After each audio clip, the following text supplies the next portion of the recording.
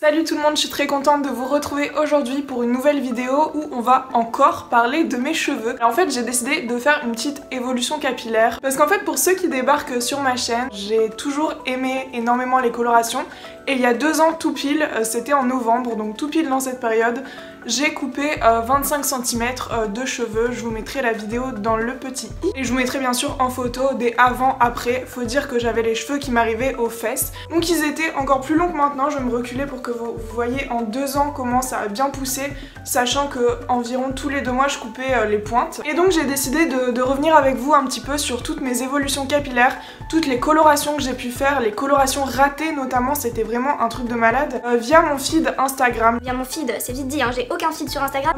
D'ailleurs si vous voulez me suivre, je vous mettrai mon pseudo juste là. Et donc pour cela, j'ai ressorti mon iPod qui date de 1950, j'ai l'impression il est tellement petit par rapport à mon iPhone 7, c'est un truc de malade. Problème de riche, hein. En attendant que je descende tout ça, je voulais aussi vous dire que lorsque j'ai coupé mes cheveux, je crois pas que je l'avais dit dans ma vidéo je change de tête, mais je me suis jamais sentie aussi moche de toute ma vie que quand j'avais ce dégradé et mes cheveux aux épaules. Je me sentais hideuse, mais tellement hideuse, et j'avais qu'une hâte, c'était que mes cheveux repoussent. Là vous savez même pas comment je me sens trop bien. Je crois que c'était vraiment la première et dernière fois que je fais un don. En fait j'avais fait un don à une association pour le cancer du sein. C'est à dire que mes cheveux ont été réutilisés pour faire des perruques avec des cheveux humains. Donc moi s'il fallait je donnerais mes cheveux tous les jours. Mais niveau confiance en moi j'avais tellement perdu, c'était un truc de fou. Pour celles et ceux qui n'auraient pas vu ma vidéo sur le henné, c'est ma dernière vidéo en fait, je vous la mettrai dans le petit i aussi. C'est comme ça que j'ai réussi à obtenir un joli cuivré. Je fais aussi cette vidéo en hommage à toutes les colorations chimiques que j'ai pu faire qui m'ont bousillé les cheveux, qui m'ont tellement abîmé les cheveux. Alors voilà, ça y est, je suis arrivée donc à la fameuse photo. Où j'avais tout coupé. En plus la dame m'avait fait, enfin la coiffeuse m'avait fait un brushing. Ça me vieillit, je trouve ça horrible. Alors il y avait des personnes qui me disaient que ça me rajeunissait ou ça me vieillissait par rapport à avant. Au début je me sentais vraiment beaucoup plus légère, j'avais les cheveux tellement doux et forcément il n'y avait plus aucune coloration dessus. C'était vraiment magique, j'avais retrouvé ma couleur naturelle que je déteste aussi.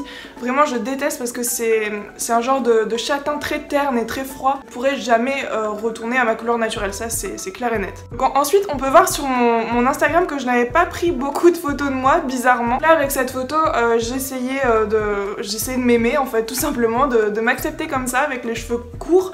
Bon pour certains ça peut être long mais pour moi c'était vraiment court. Et je me souviens quand j'ai coupé mes cheveux je me suis dit écoute je ne fais plus aucune coloration, je les laisse comme ça, il faut qu'ils repoussent un petit peu, qu'ils soient moins abîmés etc. Et que vous verrez qu'après j'ai tout de suite rebondi sur une bonne décoloration, un bon tie and dye à la mode comme c'était à l'époque. Alors cette photo ça va, j'aime bien parce que finalement mes cheveux courts ça faisait vraiment redéfinir de ouf mes bouclettes, ce qui raccourcissait encore plus mes cheveux, mais là cette photo j'aimais bien. Donc là sur cette photo on peut voir que mes cheveux commençaient un petit peu à pousser, c'était vraiment leur couleur naturelle là pour le coup.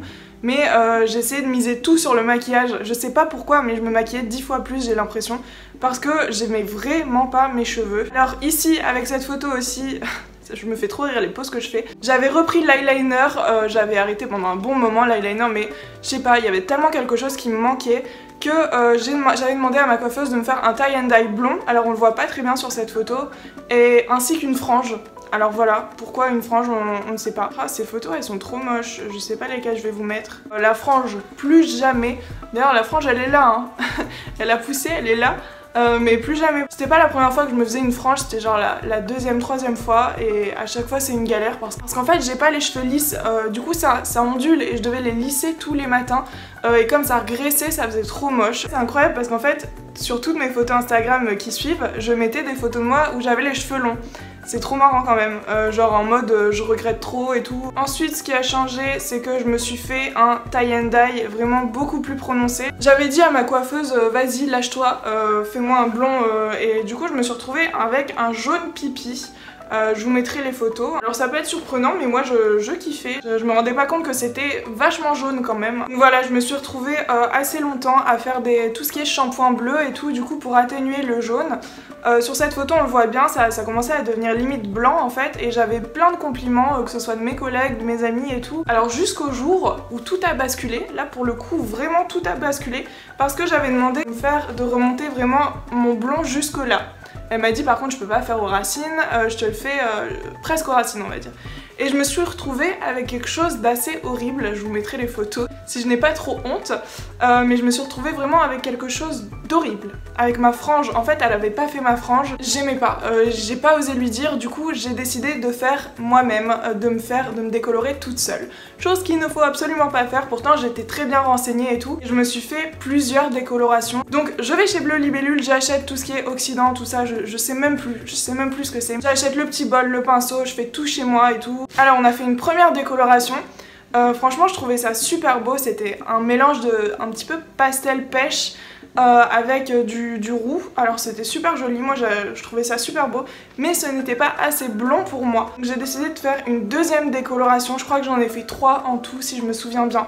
En fait le truc c'est que j'ai fait 2 décolorations donc pures avec la poudre jaune, et ensuite comme vous verrez sur les photos, comme ça restait très jaune, et j'ai acheté au moins 2 fois, donc 2 fois 2 boîtes parce que mes cheveux repoussaient et qu'il me fallait 2 boîtes à chaque fois, de blond, j'ai essayé de prendre du blond cendré, du blond platine, vraiment des marques pourries, Belle Color, Garnier, tout ça. Mon crâne a tellement souffert, en fait c'était assez blond bleu, parce que je faisais plein de shampoings bleus, mais vraiment à balle je faisais des shampoings bleus, et le bleu commençait vraiment à rentrer dans ma fibre capillaire, du coup ça faisait des reflets violets, c'était vraiment pas ouf. Ce blond là je l'ai gardé peut-être quoi, 1 semaine et demie il me semble, et sérieux j'avais dépensé tellement Flo, il m'engueulait tout le temps, il me disait attends t'es sérieuse, tu dépenses encore pour ça? Je dis mais attends regarde ce que j'ai en fait. Et donc j'ai décidé de me rendre au Auchan du coin là pour prendre une coloration totalement différente, j'en pouvais plus du blond en fait.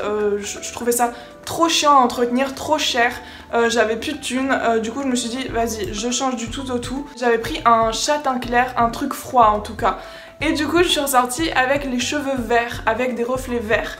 Alors là j'ai une photo, je sais pas si vous verrez bien, bon j'avais les cheveux attachés hein, parce que ça faisait vraiment vert, et j'essayais de me convaincre que c'était pas vert, mais en fait si, ça l'était, et je suis sortie comme ça à la fac, dans la rue comme ça, avec des cheveux vraiment poisseux, dégueulasses, c'était couleur algue en fait, c'était vraiment dégueulasse, je sais même pas comment j'ai pu sortir comme ça. Ensuite, bien sûr, voyant que mes cheveux étaient verts, j'ai décidé de racheter une coloration avec des sous-tons cuivrés, enfin, alléluia. Surtout quand vous en avez marre de votre blond, ne prenez pas quelque chose à ton froid, mais quelque chose à ton chaud, pour que le vert ne ressorte pas et que ça annule le blond en fait, si vous voulez. Donc j'ai décidé de me faire un cuivré. Alors moi, sur les photos, je trouve toujours qu'il y a un aspect verdâtre. C'est assez bizarre, vous me direz si vous le voyez aussi. Et quand le cuivré dégorgeait, je vais vous mettre ce que ça rendait.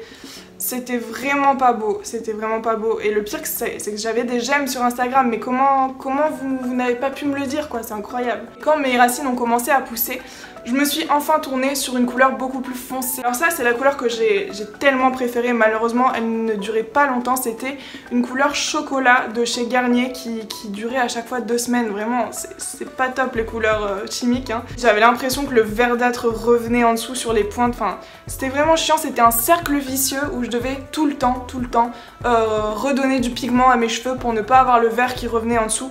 Ah c'était vraiment une galère. Du coup ce que j'ai fait, je me suis dit écoute on va prendre la manière la plus radicale possible, je vais me faire un châtain foncé. Je crois que j'avais fait une vidéo d'ailleurs dessus sur prendre bien soin de ses cheveux, j'avais fait une routine capillaire que je vous mettrai dans le petit i si vous voulez voir ma couleur. Alors j'étais déjà aux huiles de coco tout ça, mais pour les colorations j'étais restée au chimique et je disais regardez mes cheveux comme ils sont beaux, ils sont doux et tout, mais en fait c'était tous les silicones qui étaient présents dans la coloration chimique, c'est vraiment dommage en fait. Donc bref ça me faisait des cheveux super brillants comme vous verrez sur les photos. Alors moi j'adorais, même si je trouvais ça un petit peu trop foncé à mon goût, c'était vraiment noir corbeau. En fait il y avait vraiment aucun reflet comme là, par exemple j'ai plein de reflets et je trouve ça magnifique. Moi c'était vraiment noir, noir corbeau quoi. Alors la seule chose trop bien avec le noir c'est que en fait ça ne dégorgeait pas, ça c'était vraiment cool, ça restait noir. Par contre à un moment je me suis vraiment lassée et j'ai décidé de faire mon rouge cerise. Alors ça, plus grosse erreur de ma vie, là j'ai dû passer par le Color Before, si vous ne le savez pas je vous mettrai dans le petit i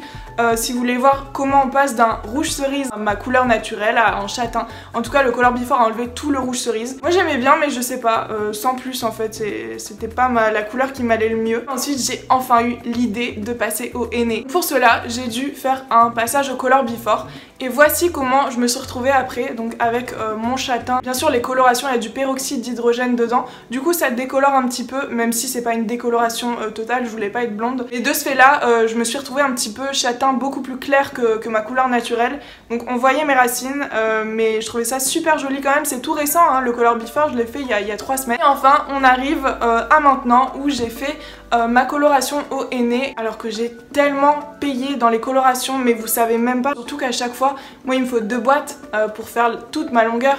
Et j'ai tellement payé à chaque fois, je me retrouvais avec 25 € de coloration, même si on est d'accord, c'est beaucoup moins cher que chez le coiffeur, mais j'avais pas les moyens d'aller chez le coiffeur. Alors que je pouvais me faire aussi également toutes les couleurs que je veux avec le henné. Et le henné, un sachet c'est 2,50 € et il me faut pas 2 sachets pour ma longueur. J'en avais même trop en fait du henné pour 2,50 €. Et quand je pense à tout ce que mon cuir chevelu et mes cheveux ont enduré avec tout l'ammoniac, les silicones, donc voilà, c'était vraiment des produits très artificiels et très transformés. Donc là, je suis tellement contente de faire vraiment une transition au naturel. C'est vraiment grâce à la chaîne La Petite Gabi qui m'a vraiment énormément influencée.